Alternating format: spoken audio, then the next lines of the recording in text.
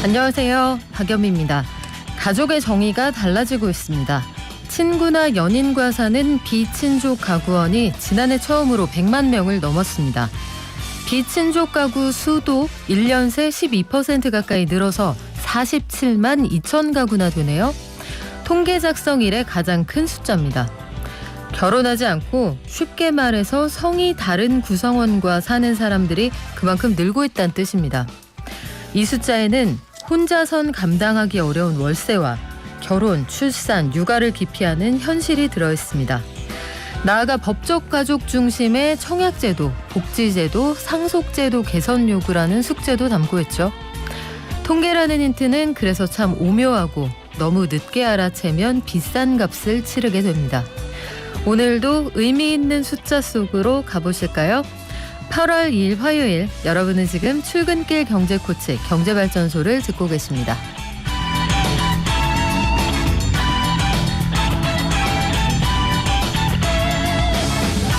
7월 소비자 물가 지수가 발표됐습니다. 지난달에 이어서 두 달 연속 6%대를 기록했고 공급망 위기, 원자재가 상승 등으로 우리나라 무역 수지가 4개월 연속 적자라고 하네요. 어제 국회 업무 보고가 있었는데 이창용 한국은행 총재 앞으로의 기준금리 방향 뭐라고 얘기했을까요? 또 추경호 경제부총리 이달 중에 추석 민생 안정 대책을 내놓는다고 하는데 원희룡 국토교통부 장관도 주거 안정을 위한 250만 호 공급안 내놓는다고 합니다. 최근에 정부가 내놓은 세제 개편안, 이게 국회를 통과하면 시가 22억 원짜리 아파트까지 종부세가 면제된다고 하고요. 전국 주유소 휘발유 가격 평균 1,800원대로 다시 내려왔습니다. 오랜만에 활기를 찾은 영화관에선 어떤 영화가 잘 나가고 있을까요?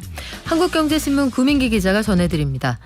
저희 잠깐 경제에 있는 날이죠. 오늘 전셋값을 5% 이하만 올린 상생 임대인에게 여러 가지 혜택 주는 조치가 오늘부터 시행된다고 하거든요. 구체적인 내용 알려드리겠습니다. 증시 들렀다가 지식발전소 열 건데요.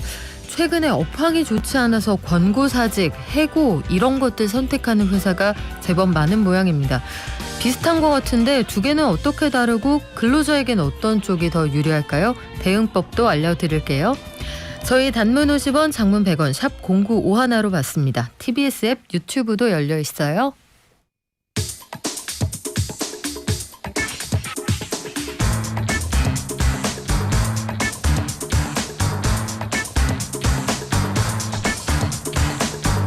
매일 아침 쏟아지는 경제뉴스 핵심만 뽑아서 알려드립니다. 한국경제신문 구민기 기자 나와 있습니다. 안녕하세요. 네, 안녕하세요. 자, 구 기자님, 오늘 아침에 나온 속보 소비자 물가지수부터 볼까요? 네, 오늘 통계청이 7월 소비자 물가지수를 발표했는데요. 108.74 이거로 집계가 됐습니다. 6.3% 오른 것으로 2개월 연속 6%대 상승률을 보인 건데요. 소비자 물가 상승률은 지난해 10월부터 올해 2월까지 5달 연속 3%대 상승률을 기록하다가 3월과 4월에는 4%대로 올라선 이후에 지난달부터 6%대 상승률을 기록하고 있는 겁니다. 그러니까 전기, 가스, 수도가 15.7% 오른 게 크게 작용했다라고 하는데요. 6월부터 이어진 무더위에 전기료 사용 급증이 하면서 이런 결과가 나타났다라고 합니다. 그래도 조금 다행인 거는 국제유가가 안정이 되면서 석유류가 6월 39.6% 올랐다가 지난달에는 35.1% 늘었다고 합니다. 아직도 많이 오르고 있는 상황이긴 한데 그나마 오름세는 좀 줄어든 모습이긴 합니다. 무역 수지는 넉 달 연속 적자다 이런 통계도 있군요. 네, 산업통상자원부가 7월 무역 수지를 발표했는데요. 46억 7천만 달러 적자를 기록했다고 합니다. 4월부터 시작해서 연속 적자를 내고 있고 적자 폭도 점점 키우고 있는 상황입니다. 무역 수지는 수출에서 수입을 뺀 수치죠. 두 수치가 어떻게 변했는지 살펴보겠습니다. 그러니까 우선 수출은 줄지 않았고요. 오히려 늘었는데요. 7월 수출 보면 지난해 동월 대비 9.4% 증가한 607억 달러를 기록했습니다. 그런데 문제는 수입이었습니다. 그러니까 수입은 수출이 늘어난 것보다 훨씬 늘어나가지고 적자가 났다고 하는데요. 수입은 21.8% 증가한 653억 7천만 달러를 기록했다고 합니다. 수입이 갑자기 늘어난 거예요? 아니면 수입액이 증가한 거예요? 수입액이 증가를 한 건데요. 그러니까 이게 청취자분들도 잘 아시다시피 러시아 우크라이나 전쟁이 장기화가 되면서 글로벌 공급망이 교란이 됐고 수입액들이 계속해서 올라가고 있는 상황이잖아요. 그래서 3대 에너지원이라고 하죠. 그러니까 원유, 석탄, 가스 이거 모두 수입액수가 급증하고 있다라고 합니다. 원유는 작년보다 99% 수입액이 늘었고요. 가스는 58%, 석탄은 110% 늘었다고 합니다. 에너지원뿐만 아니라 농산물 수입액도 미리 30%, 옥수수가 47% 늘었다고 합니다. 네, 최근에 그래서 에너지발 인플레이션이다 해서 대문자 E 쓰는 이플레이션이라는 얘기도 많이들 하는데 대중무역이 계속 적자입니까?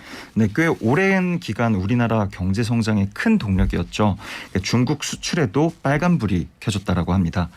대중무역 수지가 3개월 연속 적자를 기록하고 있다는 건데요. 지난달 대중무역 수지는 5억 7천만 달러 적자로 3개월 연속 적자가 나타났는데 이렇게 3개월 연속 적자가 지속된 거는 1992년 이후 처음이라고 합니다. 우선 수입이 늘어난 것도 있긴 한데 적자 폭이 컸던 거는 수출이 줄어든 게 굉장히 큰 영향을 줬다라고 합니다.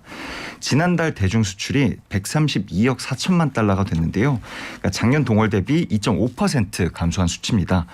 이에 대해서 산업부는 중국 경제가 둔화가 되면서 철강, 석유화학 이런 품목들 수출이 줄어들었다고 설명을 했는데요. 중국의 성장이 과거와는 다르게 급격하게 성장하지 않을 수 있잖아요. 평소만큼 성장 안 될 것 같아요. 네, 그게 과거와는 굉장히 다른 모습들이 나타날 수도 있는데 이렇게 된다면 이런 사태들이 지속될 수도 있고 중국 수출에 의존적이었던 국내 산업 구조가 빠르게 바뀌어야 한다. 이런 의견도 나오고 있습니다. 어제 국회에서도 중요한 업무 보고들이 많이 있었습니다. 한국은행 총재가 기재위 업무 보고에 갔는데 뭐라고 했습니까? 네, 이창용 하는 총재가 어제 기재위 업무 보고에서 이렇게 이야기를 했다라고 합니다. 현재로서는 물가와 성장 흐름이 기존의 전망 경로를 크게 벗어나지 않는다면 기준금리를 25bp씩 점진적으로 인상하는 것이 적절할 것으로 판단하고 있다. 이렇게 이야기를 했는데요. 그러니까 빅스텝은 아니고 현상 유지도 아니고 아주 조금씩 계속 올릴 수 있다. 이렇게 해석할 수 있을 것 같습니다. 한국은행 총재 경기 인식도 좀 궁금한데 뭐라고 합니까? 네, 국내 경제 상황에 대해서는 다음과 같이 말했다고 하는데요. 국내 경기는 대외 여건 악화에도 상반기까지는 양호한 회복세를 이어왔다. 하지만 앞으로는 하방 위험이 우세한 가운데 불확실성도 커졌다. 이렇게 얘기를 했습니다. 여기서 하방 위험이라고 한다면 제일 큰 게 물가겠죠. 그러니까 최근에 소비자 물가 상승률이 외환위기 이후 처음으로 6%대로 높아졌고 방금 전 말씀드린 대로 2개월 연속 6% 이상을 기록을 했습니다. 또 주요국 은행들이 금리 계속 올리면서 세계 경제 둔화되는 흐름이죠. 또 우크라이나 사태는 지속되고 있죠. 이런 것들 종합적으로 국내 경제에 안 좋게 작용을 할 수 있다라는 건데요. 그래도 그나마 지난해 8월부터 기준금리 선제적으로 인상을 했고 지난달에 사상 처음으로 빅스텝을 하기도 했었죠. 그러니까 당분간은 급격한 인상은 아니고 0.25%포인트 정도 이 수준으로 계속 올린다고 한 겁니다. 네, 국회에는 추경호 경제부총리도 갔습니다. 어떤 내용의 업무 보고를 했습니까? 네, 여기서 추경호 장관은 이달 중으로 추석 대비 민생 안정 대책을 발표한다라고 얘기를 했습니다. 추석이 예년보다도 이르게 9월 초중순에 있잖아요. 이때 대비해서 서둘러 밥상 물가 안정 대책 내놓는다는 거고요. 또 필수 생계비 경감하는 내용도 여기에 담겨 있다라고 합니다. 다른 내용들 어떤 게 있었습니까? 윤석열 정부 들어서고 기재부에서 계속해서 미는 아젠다들이 있었죠. 이것들에 대한 짤막한 언급들이 계속해서 이어졌습니다. 우선 민간 역동성 살려서 경제 활력 넣겠다 이런 말을 하면서 기업 규제 철폐, 기업 과세 체계 개선 여러 가지 활용할 수 있는 수단들을 열거를 했고요. 또 건전 재정 이것도 윤석열 정부의 대표 경제 정책 키워드잖아요. 그러니까 역대 최고 수준의 지출 구조 조정을 실시하겠다. 재정 비전 2050 마련에 속도를 내겠다. 이런 얘기들도 했습니다. 네, 그러고 보니까 정말 추석 연휴가 얼마 안 남았네요. 9월, 90, 11, 12 왠지 연휴가 짧은 느낌도 들고요. 주말이 왜 끼어 있을까? 항상 짧은 느낌이 들죠. 그렇죠. 자, 원희룡 국토부 장관도 주택 공급 방안을 내놓는다고 했는데 이번 달에 나오죠? 네, 맞습니다. 원희룡 장관이 여기서 국토위 업무 보고에 참석을 했는데요. 그러니까 여기서 윤석열 정부의 첫 공급 대책이라고 할 수 있는 250만 호 플러스 알파 대책 이거 이번 달 10일 전후로 발표할 계획이라고 했습니다. 그러면서 대구, 경북같이 미분양 단지가 최근 들어서 늘어나고 있는 곳 여러 사정 고려해서 미세 조정할 수도 있다. 뭐 이런 얘기도 남겼는데요. 이런 지역들에는 아파트를 더 늘리지는 않겠다. 뭐 이런 의미로 해석을 할 수 있습니다. 네, 실제로 대구는 지금 보면 분양가가 거의 30%까지 할인된 곳들이 있다 이런 얘기가 나오는데 규제 지역 해제 요즘 늘어날 것 같기도 하네요. 네, 국토부가 지난 6월에 대구, 대전, 경남 투기과열지구를 해제한 적이 있었잖아요. 그러니까 저희도 전해드린 적이 있었는데 여기에 대해서 이거 조금 모자랐다. 그래서 연말 이전에라도 추가 조치를 할 생각이다. 뭐 이렇게 이야기를 했습니다. 물론 이에 대해서 또 약간의 비판도 나오고 있는데요. 아직 부동산 시장이 완전히 꺾이고 있는 게 아니라 꺾이고 있는 조짐만 보이고 있는데 이렇게 과도하게 규제 풀어주는 거 아니냐. 뭐 이런 우려도 나오고 있다라고 합니다. 종부세 관련해서 부부 공동명의 1주택으로 하면 종부세 그 할인 폭이 상당히 커지는 모양이죠. 네, 맞습니다. 정부가 지난달에 2022년 세제 개편안을 확정했다고 전해드린 적이 있었는데요. 이 내용에 따르면 정부는 종부세 기본공제를 현행 6억 원에서 9억 원으로 늘렸습니다.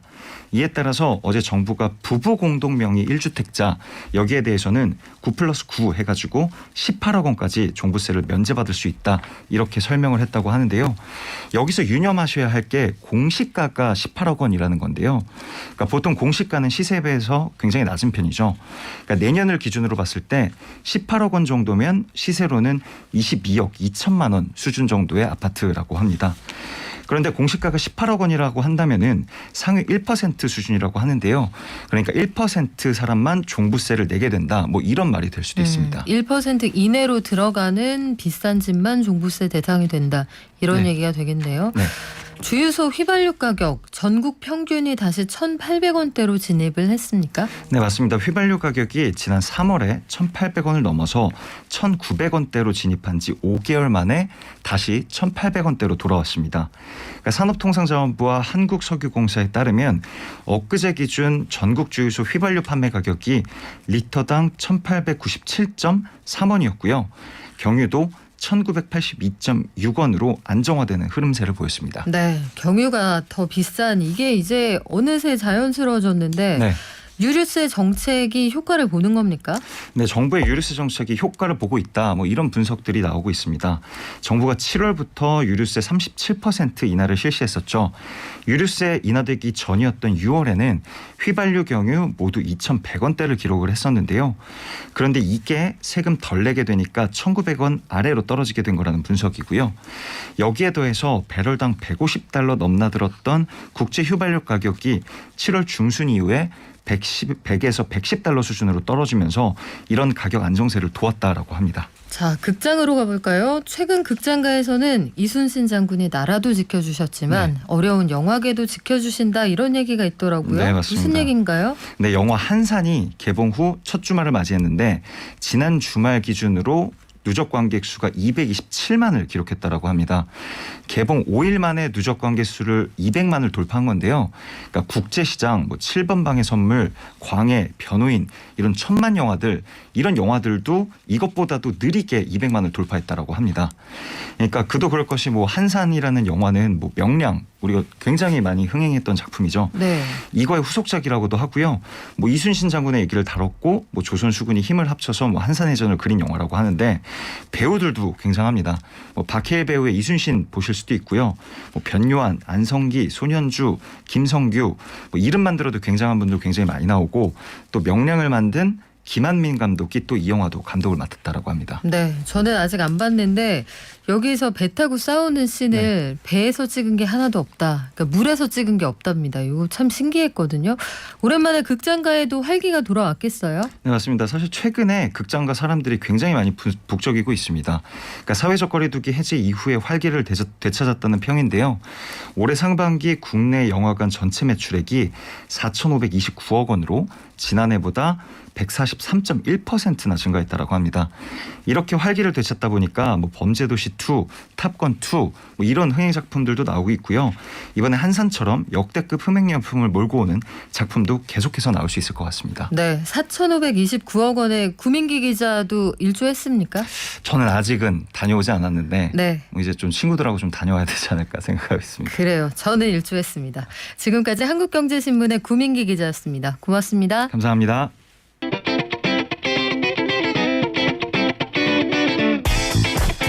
전셋값을 5% 이하 그 이하까지만 올린 상생 임대인에게 양도세, 비과세 요건이죠.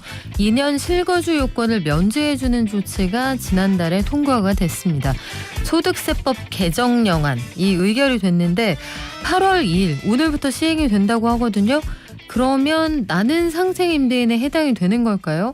나는 이미 그러기로 했는데 8월 2일이 나중에 왔어요. 이런 분들이 많다고 하거든요. 구체적인 내용, 시장에 미칠 영향들 알아볼게요.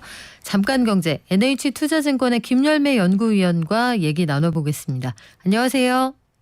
안녕하세요. 네, 상생임대인에 대한 양도세, 비과세 혜택 이걸 위해서 우리가 의무적으로 들어가서 살아야 하는 기간이 있는데 요거 좀 바뀐다면서요? 네, 맞습니다.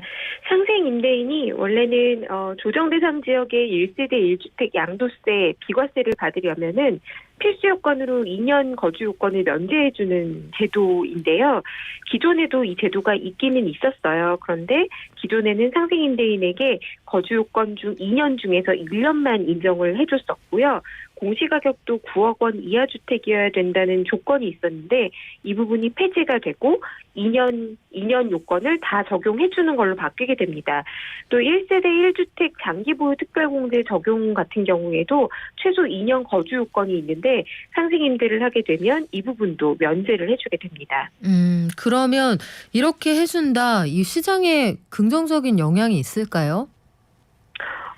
일단은 공급 확대, 그러니까 전세 시장의 임대차 공급 확대가 있을 수 있다고 봅니다. 이미 지금 전세 가격이 금리 인상이 되면서 약간 하향 안정화되고 있는 추세인데요.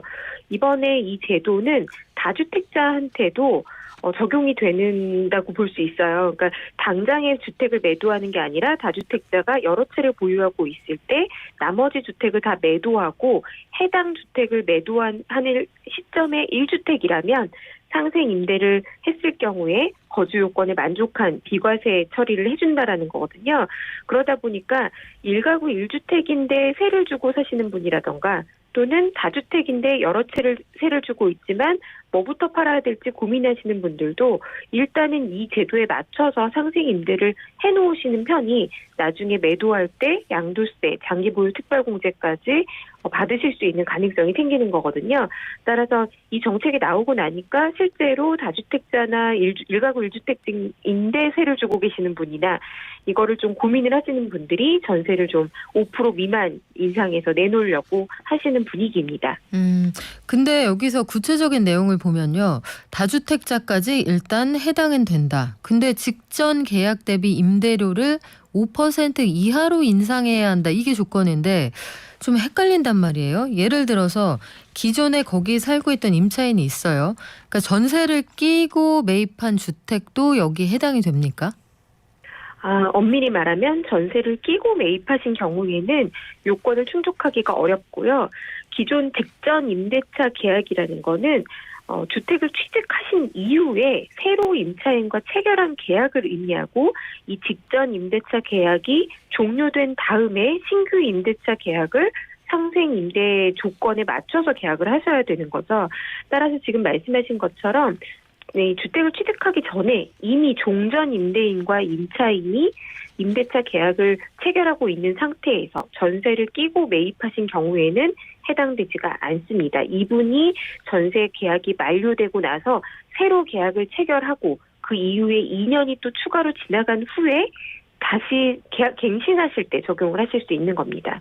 그렇군요. 그럼 기존의 임차인이 나가신 이후에 만약에 새로운 세입자를 받았다. 이분하고 계약을 하고 그 다음 이후로 2년이 지난 후에 그때 혜택을 받으실 수가 있는 거네요? 네, 맞습니다. 그러면 상생 임대인 주택 요 해당 요건은 좀 까다로운 것 같은데 또 반드시 알아두셔야 될 게 어떤 게 있을까요?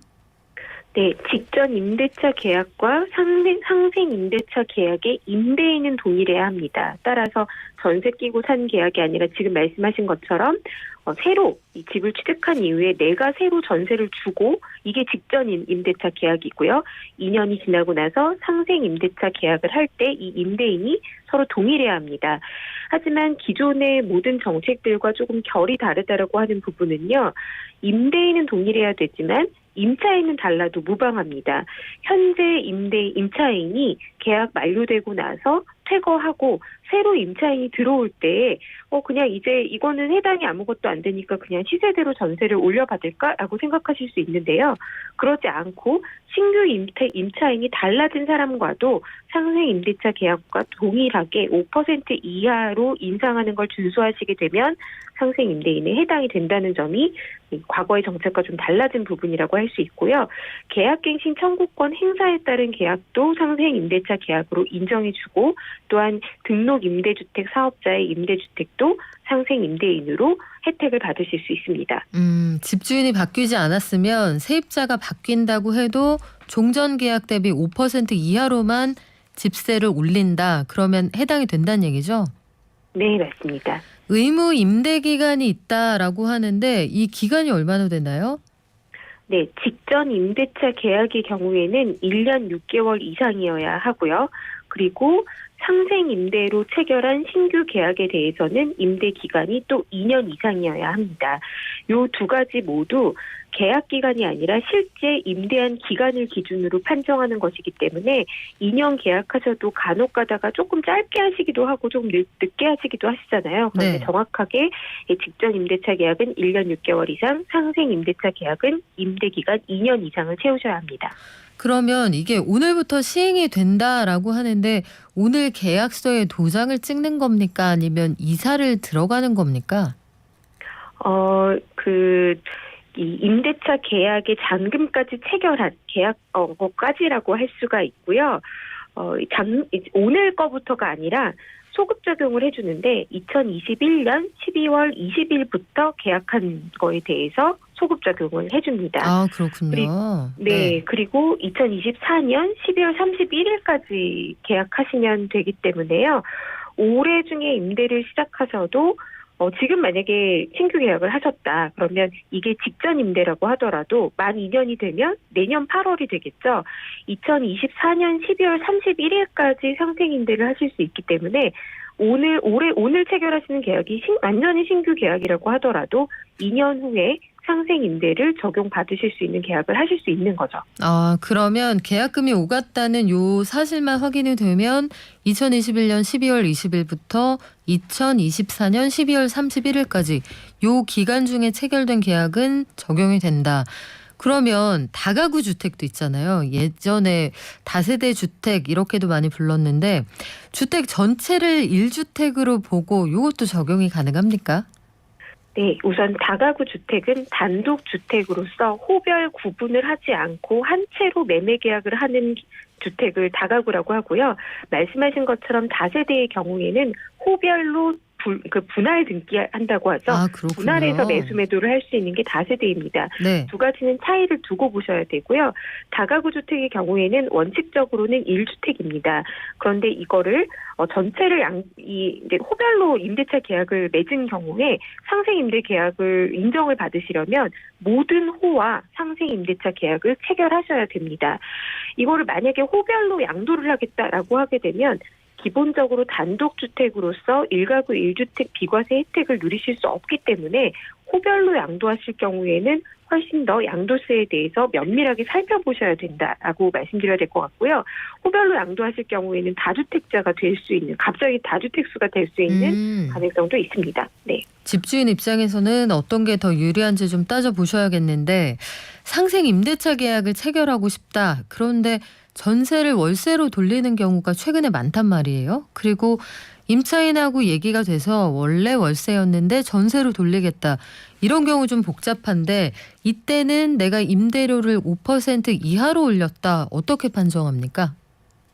네, 민간임대주택특별법 44조 사항에 따라서 산정률이 정해져 있습니다. 법적으로요. 연 10%와 기준금리 더하기 연 2% 중에 낮은 비율로 계산하는데요. 이 법 자체가 워낙에 월세가 높았던, 금리가 높았던 시대에 적용된 거라서 이렇습니다. 기본적으로 쉽게 생각하시면 기준금리 더하기 연 2%, 지금은 기준금리가 2.25니까 연 2% 더하면 4.25%가 법에서 정해주는 전월세 전환율이라고 볼 수 있습니다. 예를 들자면 전세 보증금 1억 원을 월세로 바꾸면 4.25로 곱하기 하셔가지고 연간 금액을 산출하고 12로 나누시면 되는 건데요. 숫자로 예를 들어 좀 설명을 해드리자면 전세 보증금 3억 원짜리 주택을 월세 보증금 5천만 원으로 전환하면서 상생 임대 5% 이하를 충족하겠다라고 하시게 되면은 계산해 보면 월세를 93만 8,500원 이하로 설정하셔야 합니다. 금리가 올라가면서요. 월세로 바꾸시게 되면은 월세는 전보다 조금 비싸지는 반면에 전세 같은 경우는 역으로 전월세 전환율이 올라가다 보니까 전세 보증금 인상금도 약간 낮아지는 효과가 있습니다. 그래서 월세 보증금 2천만 원에 월세 한 50만 원 내고 계신 집이 전세로 전환하게 되면은 1억 6,900만 원 이하로 전세 보증금을 설정하시면 됩니다. 여러 가지 좀 긍정적인 효과에 대한 기대감도 있지만 한편에서는 실거주 요건을 면제한다. 그럼 이거 갭 투자 늘어나는 거 아니냐 이런 주장도 있거든요. 이 부분은 어떻게 봐야 될까요? 사실 이론적으로 제도만 놓고 보면 갭 투자를 할 수 있는 제도이기는 합니다.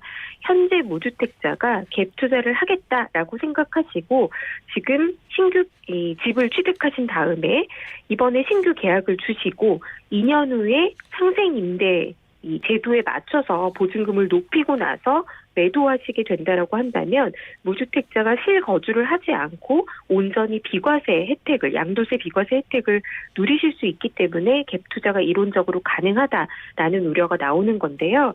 사실 최근에 부동산 뉴스를 계속 보시면 사실 현재 부동산 시장은 금리 인상과 대출 규제 영향을 상당히 많이 받고 있고 경기 침체 우려도 높아지고 있는 데다 이 전세 가격도 전반적으로 이런 상생임대 제도 같은 것들로 인해서 낮아지고 있는 추세입니다.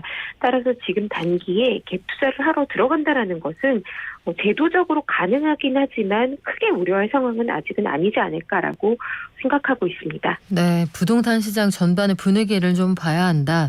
실제로 제도 시행 이후에 올해 연말쯤이면 좀 판가름이 나지 않을까 싶네요. 자, 지금까지 NH투자증권의 김열매 연구위원이었습니다. 고맙습니다. 감사합니다. 실내에서는 마스크 착용 아직 해주셔야 되죠? 기본적인 방역 수칙도 계속 지켜주시기 바랍니다.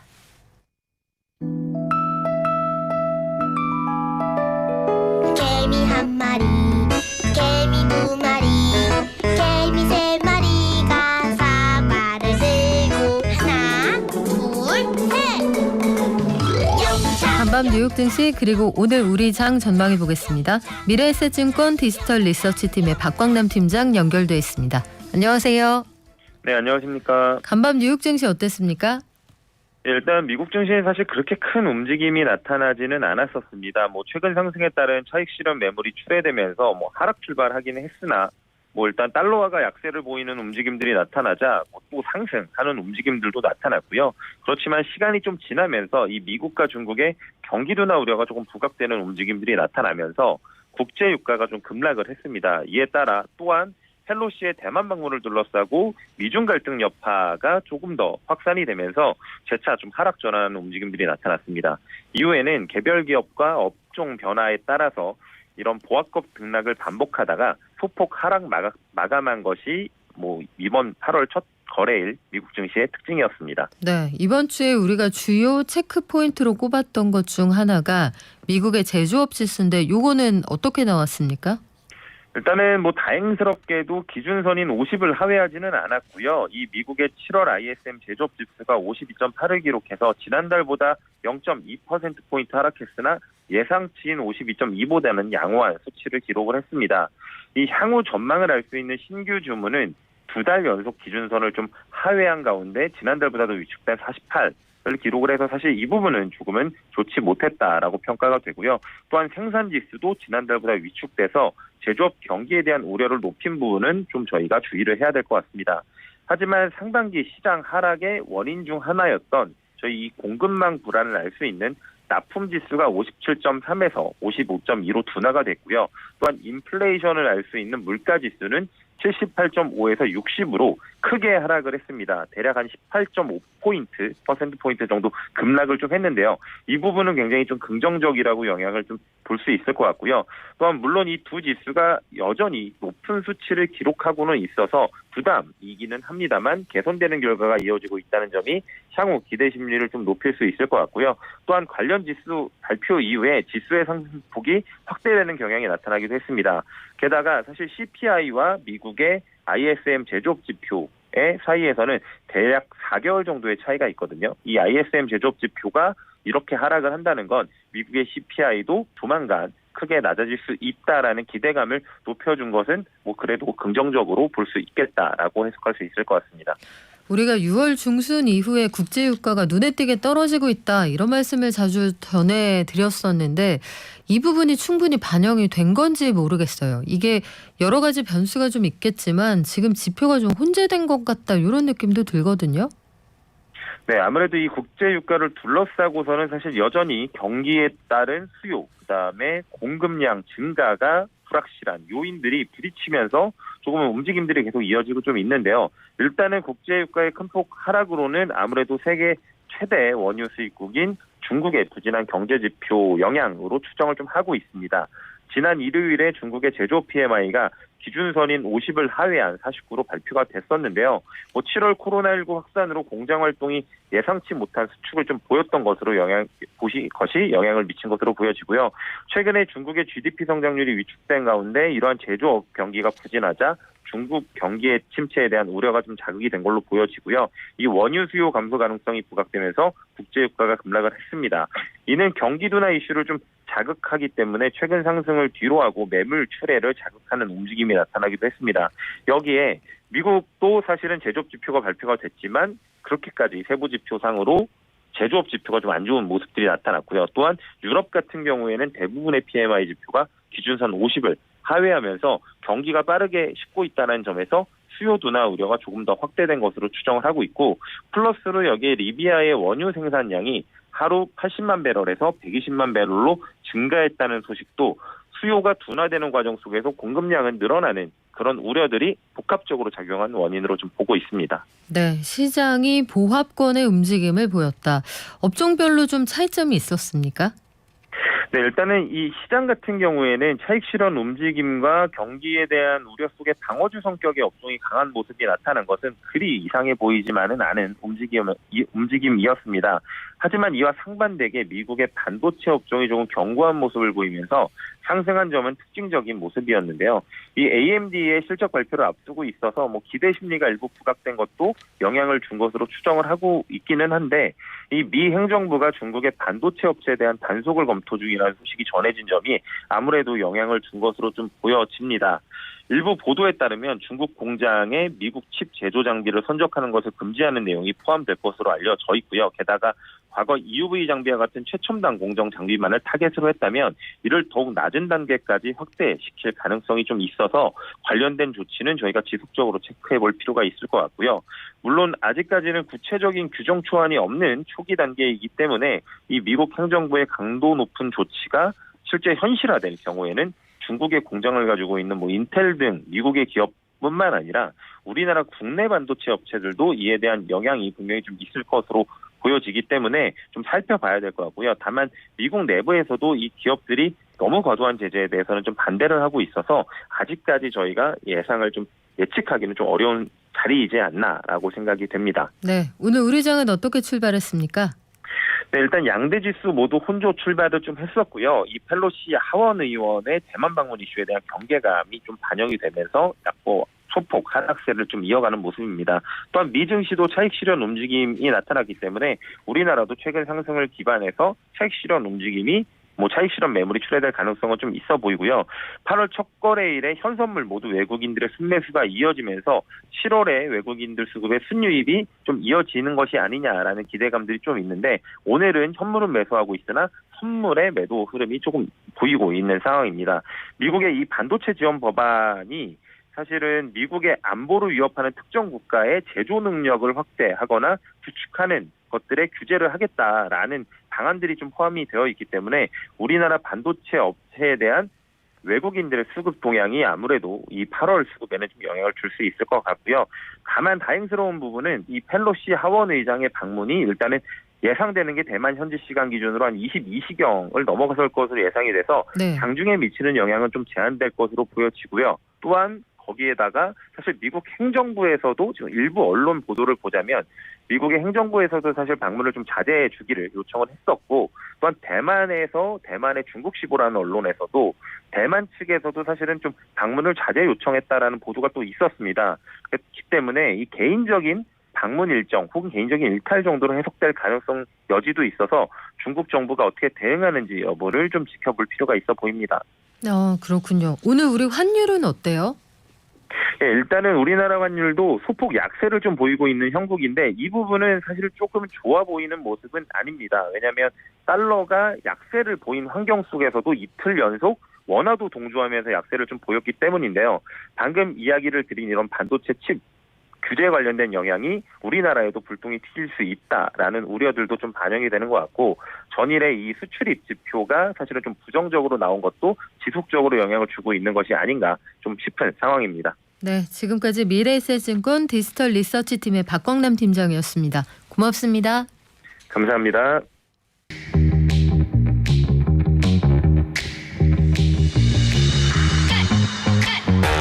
항상 이별이라는 단어는 무겁습니다. 회사와도 마찬가지죠. 회사에서 나올 때 여러 가지 방식이 있는데 뭐 드라마에서는 당장 안 다니겠다며 품에 품고 있던 종이를 확 집어 던지기도 하지만 현실에서는 좀처럼 있지 않는 일이고 회사에서 나가라 등을 떠밀기도 합니다. 권고사직이라고 하죠. 그리고 어느 날 당신은 해고야. 이거 미국 영화에 많이 나오는 장면이에요. 해고라는 것도 있다고 하는데 권고사직하고 해고는 명백히 다르다고 합니다. 권고사직, 옆구리를 쿡 찌르면서 나가주지 않을래? 이렇게 얘기하는 이런 상황들이 왕왕 있다고 하거든요. 회사를 구하는 인사의 저자 HR 컨설턴트 장내석 노무사와 함께 이럴 때는 어떻게 하면 좋을지 알아볼게요. 안녕하세요. 네, 안녕하세요. 자, 권고사직이라는 게 정확히 어떤 겁니까? 네, 그 근로관계를 종료하는 데에는 사직과 해고 그리고 근로관계 자동 종료가 있습니다. 사직과 해고는 이제 일방적인 의사표시인 반면에 권고사직은 사직의 일종임에도 불구하고 회사의 권유에 의해서 근로자가 사직의 의사표시를 하는 것을 말합니다. 해고는 회사가 일방적으로 근로관계 종료를 통보하는 것인 반면에 권고사직은 회사가 나가주지 않을래요? 라고 사직을 권유하고 이에 대해 근로자가 오케이 하는 경우를 말하는데요. 한마디로 근로자가 동의했는지 여부가 중요한데 근로자가 동의를 해야 이루어지는 것이기 때문에 부당해고가 되지 않고요. 또한 권고사직은 해고, 예고도 적용되지 않아서 바로 내일자 권고사직도 가능합니다. 그러면 일단 형식상으로는 회사 반, 근로자 반, 이 의사가 반반이란 얘기 같지만 형식상은 그런데 내용적으로 보면은 근로자에게 되게 불리한 느낌이 들거든요. 그러면 내가 저는 싫어요. 전 회사에 있을래요. 이렇게 하면 어떻게 됩니까?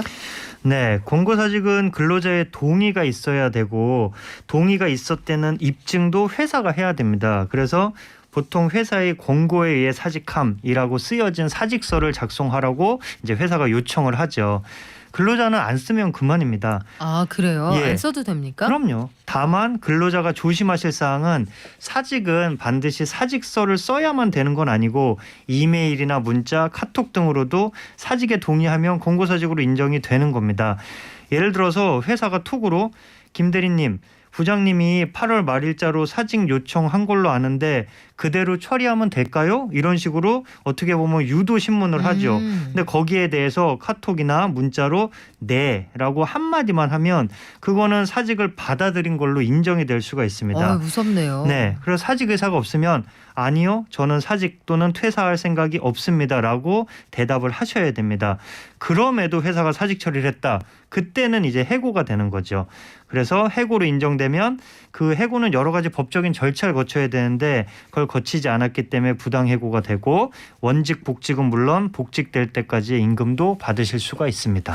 그런데 회사가 사직서를 쓸 때까지 괴롭힐 가능성이 다분하거든요. 그러니까 권고사직이라는 걸 회사가 기획을 하고 있는데 나는 동의할 수 없다 했을 때 억지로 쓰게 한다. 요것도 권고사직이 됩니까? 예, 그 사직은 강요나 사기에 의해서 사직서 제출을 했을 때는 해고로 인정이 될 수가 있습니다. 근데 하지만 일단 사직서를 내고 나면은 그 사직서가 내가 사기에 의해서 또는 강요에 의해 어쩔 수 없이 작성했다는 것을 근로자가 스스로 입증을 해야 되거든요. 그렇기 때문에 사직서 작성은 굉장히 신중하셔야 됩니다. 그 강요는 회사가 뭐 수차례 사직할 것을 요청했다 이 정도로 인정이 되는 건 아니고요. 예를 들어 사직 안 하면 책상도 빼고 업무도 다 뺏을 겁니다. 그리고 뭐 손해배상 소송도 할 겁니다. 정도의 협박이 있어야 됩니다. 법원도 뭐 같은 입장인데요. 판례에서도 보면 본인이 원해서 사직한 건 아니지만 그 당시 상황에서 이것이 최선이라 생각해 했더라도 자의에 의한 사직이다라고 보고 있습니다. 사기에 의한 사직은 제가 경험을 한 사례가 있는데요. 네. 제가 자문하는 회사에 미화원 두 분이 계셨는데 A와 B가 계셨는데 두 분이 좀 싸움을 하신 거예요. 그래서 A가 이렇게 말한 거예요. B 씨가 그만두면 저도 그만둘게요. 이렇게 말했는데 회사는 예전부터 A가 좀 마음에 안 들었던 거죠. 그래서 A, B 두 명 모두한테 사직을 강요를 한 겁니다. 요청을 했고 이에 대해서 두 분 다 사직서를 쓰고 이제 사직 처리가 됐는데 며칠 후에 회사가 B만 살짝 부른 거예요. 네. 그래서 B만 근로계약서를 다시 쓰고 재입사를 시킨 겁니다. 그래서 이 모든 상황을 보고 나서 노동위원회에서 이건 회사가 A를 해고하려고 상황을 꾸민 거다. 그래서 결국 A도 부당해고로 인정돼서 복직이 된 사례가 있습니다. 아, 이렇게도 하는군요.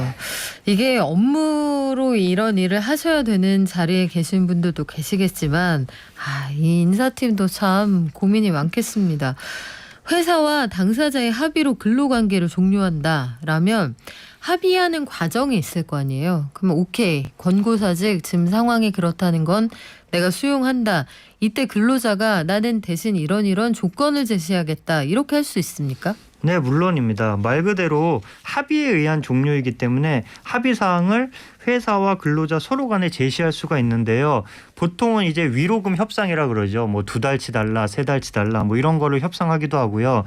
예전에 이제 제가 회사에 있을 때는 몇몇 부장님들을 권고사직을 회사에서 한 적이 있는데 그때 대상자 중에 한 분이 부장님이셨는데 자녀가 이제 대학을 막 들어가셨어요. 근데 대기업은 이제 학자금을 주는데 그 대학 학자금이 사실 되게 금액이 크잖아요. 네. 그러다 보니까 자녀가 이제 막 대학생 들어갔는데 학자금을 계속 지원해 달라는 것을 요구했고 몇 차례 협의 끝에 해당 자녀가 졸업할 때까지 그 부장님은 회사를 퇴사하시지만 학자금은 계속 지원해 주겠다라고 약속을 한 적이 있습니다. 이게 가능하군요. 예. 의대 다녔으면 좋겠다. 자, 회사가 경영상의 이유로 명예퇴직이나 희망퇴직을 갖잖아요. 이것도 권고사직의 일종이다 이렇게 알고 있는데 그러면은 저는 싫어요. 저는 명퇴 안 할래요. 이렇게 할 수 있습니까? 네, 물론입니다. 명예퇴직, 뭐 희망퇴직 여러 가지 용어가 있는데 용어 명칭을 불문하고 다 권고사직이기 때문에 거부할 수 있습니다. 종종 퇴직 대상을 딱 정해놓고 실시하는 경우가 있는데요. 이는 해고라고 볼 수가 있습니다.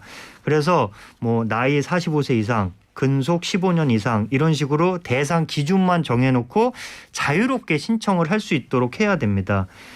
예전에 어떤 회사의 대표이사가 그 부장급 이상 간부들에 대해서 어차피 재심사할 겁니다 라고 얘기를 한 다음에 일괄 사직서를 제출하도록 요청을 한 적이 있어요. 그런 케이스가 많잖아요. 네네. 사실. 그래서 그 간부들이 사실 사직할 의사가 별로 없는데도 뭐 재심사 한다니까 그리고 대표이사가 내라니까 일단 냈는데 회사가 바로 그 해당 근로자 전부를 퇴직 처리를 해버린 겁니다. 이거는 실질적으로 대표이사의 일방적 의사에 의해서 근로계약 관계를 종료시킨 거기 때문에 해고라고 인정이 되었습니다. 아이고, 요렇게도 하는군요. 네네. 아, 이렇게 하면 안 될 것 같은데. 근데 그 오늘 노무사님 오시면 그거 하나 여쭤보고 싶었어요. 보면은 인사총무팀에서 이런 업무들을 하게 되잖아요. 네. 그러면 그분들도 회사에서 시키는 일 하지만 결국은 본인들도 근로자의 한 사람이잖아요. 이럴 때 굉장히 인간적으로 고뇌하게 됩니까? 아니면 정해진 매뉴얼대로 하다 보면 이게 망설임 없이 우리 회사의 사규에 따라서 착착 이렇게 진행이 됩니까? 매뉴얼이란 게 있긴 있지만 네. 사실 케이스 바이 케이스이기 때문에 굉장히 고뇌가 되고요. 저도 회사에 있을 때 어떤 사업부를 정리하고 그런 거를 통보하고 한 적도 있는데 이런 게 괴로워가지고 퇴사를 하는 인사팀 직원들도 많이 있습니다. 그렇군요.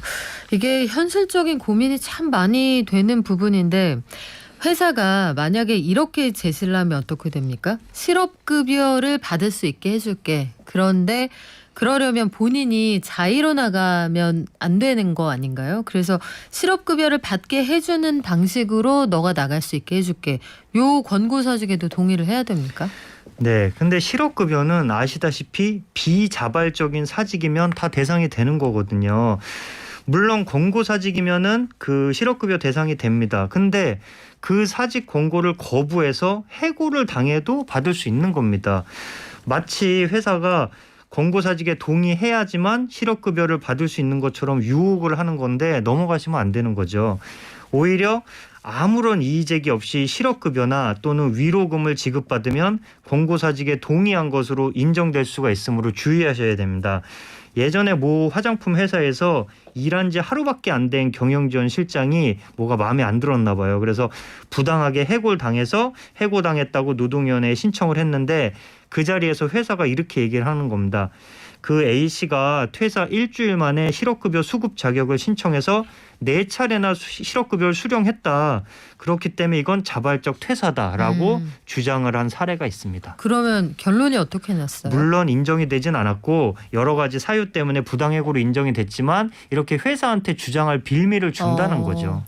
근데 어떤 과정이었을까 궁금하기도 합니다. 일한 지 하루밖에 안 됐는데 그럼 나가셨다는 얘기잖아요. 바로 네네. 경영지원실장 이런 일을 하는 그 부서의 대장님이라는 얘기인데 글쎄요. 궁금하네요. 그러면 내가 회사의 사직 권유에 동의한 게 아니라 회사가 일방적으로 나를 내쫓았다. 이걸 근로자가 어떻게 입증하나요? 일단 제일 중요한 건 아까도 말씀드렸다시피 사직서를 제출하면 안 되는 겁니다. 사직서를 제출하면 그게 사기에 의해서 썼다 또는 강요에 의해 쓴 것을 본인이 입증해야 되는데 굉장히 어렵거든요. 그 다음에 통상 이러한 사직 권유는 상사와의 면담에 의해서 이루어지는 경우가 많은데요. 해당 내용을 녹음하는 것이 중요합니다. 내가 대화의 당사자면은 상대의 동의 없이 녹음해도 불법이 아니기 때문에 괜찮습니다. 그리고는 이제 대화의 내용이 중요한데요. 회사가 사직 여부에 대한 선택권을 주면 이는 권고사직이고 그렇지 않으면 해고입니다. 근데 내용이 명확하게 이번 달까지만 나오세요 라든지 그만두셔야겠습니다 라고 하면 명확하니까 문제가 없는데 이런 식이면 같이 일하기 곤란하죠 라든지 고객과 자꾸 트러블이 생기는데 그만두시는 게 좋지 않을까요? 정도의 이런 애매한 내용이면 그냥 나오셨을 때 나는 사직 그 권고한 거고 받아들인 거다라고 주장을 할 수 있거든요. 회사는. 그렇기 때문에 지금 해고하시는 겁니까? 라고 분명히 되물으실 필요가 있습니다. 이게 참 쉽지 않은 문제인데 회사에서 경력이 많아도 마찬가지고요. 뭐 그 초임자도 마찬가지일 텐데 이런 상황에 본인이 놓인다라고 하면 회사 다닐 때 기억을 떠올려 보면 굉장히 당황스러울 것 같아요. 그리고 상대편은 이런 매뉴얼에 따라 업무를 처리해 본 전문가들인데 얼마나 당황하시겠습니까? 그런데 이런 식이면 같이 일하기 곤란해요 할 때 이런 식은 어떤 식? 이거 물어보셔야 되고요. 그만두시는 게 좋지 않을까요? 했을 때 좋지 않습니다. 그렇죠. 명확하게 얘기를 하셔야 된다는 거. 그 사이에 지금 질문이 하나 올라왔는데 희동이네님 권고사직인 경우에도 실업급여를 받을 수 있나요? 아까 받을 수 있습니다. 있다고 하셨습니다. 네. 반대로 이제 근로자가 이런 경우도 있어요. 이거는 제 주변에서도 실제로 꽤 많이 보는 사례인데 본인이 개인 사정으로 퇴직을 하면서 저 실업급여 좀 받을 수 있게 해주세요. 원래는 그러면 안 되지만 이렇게 하는 경우도 있지 않습니까? 네, 정말 뭐 좋은 게 좋은 거라고 회사와 근로자가 뭐 예정을 생각해서 사실은 내가 뭐 공부 때문에 또 이직 때문에 퇴직을 하는데 공고사직으로 처리를 해주는 경우가 간혹 있는데요. 이거는 그 실업급여 부정수급에 해당하기 때문에 절대 하시면 안 됩니다. 뭐 어차피 회사 입도 맞췄고 사직서도 회사의 권유에 의해 사직함이라고 작성했으니까 문제 없지 않을까요? 라고 생각하실 수 있는데요. 공고사직도 해고와 마찬가지로 고용 조정에 해당하기 때문에 회사가 만약에 어떤 지원금을 받는다. 네. 그러면 그 정부 지원금이 바로 중단이 될 수 있습니다. 그렇게 되면 회사가 나중에 이를 알고 사실은 그 직원 공부하려고 그만둔 거예요라고 고용지원센터에 신고를 할 수가 있습니다. 그리고 또 만약에 그 근로자가 이직을 하려고 퇴직한 경우에는 공고사직으로 처리해놓고 만약 퇴직한 지 일주일 만에 이직한 회사에서 고용보험 취득 신고를 하죠. 그러면 노동부에서 바로 의심을 하게 됩니다. 그래서 조심하셔야 되고 실업급여 부정수급으로 적발되면 실업급여 반환은 물론이고 최대 5배의 추가 징수도 받게 되므로 절대 하시면 안 됩니다. 네, 요거 사례가 없지 않거든요. 조심해야겠습니다. 이거 불법이라는 점 분명하게 알려드리고 그래요. 사장님들 입장에서 보내주시는 문자들도 있네요. 9877님. 그런데요. 회사에서는 일 안 하는 직원을 해고할 수도 없고 정말 곤란합니다. 노동자 입장 알겠어요. 중요하지만 회사도 정당하게 임금을 내는 건데 너무 일 안 하고 근태도 안 좋고 이런 직원들 해고도 못하고 저희도 고민이 많습니다 해주셨거든요. 이런 고민도 하실 수는 있겠네요. 네, 맞습니다. 그럴 때는 사실은 업무 관리를 철저히 해야죠. 일을 하게끔. 그리고 그 직원이 일을 안 하는 그런 이유가 있을 겁니다. 그 이유를 직무가 안 맞다든지 어떤 상사와의 관계라든지 그런 걸 풀어주도록 하고 정말 그 직원이 문제가 있을 때는 사직을 권유할 수는 있습니다. 하지만 그에 맞게 뭐 적당한 사유라든지 그리고 합당한 뭐 위로금 등 보상도 같이 제시를 해야겠죠. 그렇군요. 이게 권고사직인데 실업급여를 받지 못하는 케이스가 있다라고 들었거든요. 그런 케이스는 어떤 건가요? 네, 이건 회사가 정말 누가 봐도 어쩔 수 없이 공고사직을 할 수밖에 없는 그런 상황인데요. 법적으로 사유가 있습니다. 직무와 관련해서 불법 행위를 해서 금고 이상의 형사 처벌을 받았거나 또는 횡령 등 회사에 명백한 재산상 손해를 끼친 경우, 마지막으로 정당한 사유 없이 장기간 무단 결근을 한 경우, 이런 경우에 한해서만 실업급여를 받지 못합니다. 네, 너무 마땅한 얘기인 것 같아요. 이게 상식에 반하는 근태인데 권고사직을 하는 경우에 앞서서 말씀하신 것처럼 자녀 학자금을 계속 준다 이런 케이스도 있었고 위로금을 주는 경우가 많잖아요. 특히 명퇴 같은 경우에는 네. 적정 수준의 위로금이라는 게 기준이 있습니까? 그 뭐 명확한 법적인 기준이나 이런 건 없지만 위로금은 회사가 사직을 권유하는 사유에 따라 그 정도가 다른데요. 만약에 경영상 이유로 희망퇴직을 한다. 이거는 전적으로 회사가 잘못해서 다수의 직원을 퇴직시키는 거기 때문에 위로금을 많이 지급해야죠. 뭐 금융권 같은 경우에는 제일 많이 주죠. 그래서 3에서 뭐 5년치까지 임금을 지급하기도 하고요. 대기업은 통상 6개월에서 1년치, 중소기업은 뭐 임금 3개월에서 6개월치 정도로 위로금으로 지급하는 경우가 많습니다. 근데 만약 특정 개인이 회사 내 문제를 일으키거나 성과나 역량이 극도로 저조해서 징계성 공고사직을 하는 경우에는 위로금을 회사가 잘 지급하지 않겠죠. 그리고 만약 지급을 해도 뭐 한두 달치 정도로 적게 지급하는 경우가 많습니다. 네, 오늘 마지막으로 이 질문에 답을 해드릴까요? 사장님이 당신이 지금 정규직인데 비정규직으로 신분을 바꿔주면 우리가 경영상에 도움이 된다, 다닐 수 있다라고 했대요. 이럴 때는 어떻게 해야 돼요? 이것도 사실은 신분을 변경도 근로자의 동의가 반드시 필요하기 때문에 별도의 근로계약서를 써야 됩니다. 그래서 반드시 근로자의 동의가 필요합니다. 위로금도 줘야 됩니까? 위로금을 지급할 필요가 없는데 근로자가 이것도 딜이기 때문에 요구할 수는 있겠죠. 알겠습니다. 자, 지금까지 장내성 노무사였습니다. 고맙습니다. 감사합니다. 저희는 내일 오전 9시에 올게요. 발전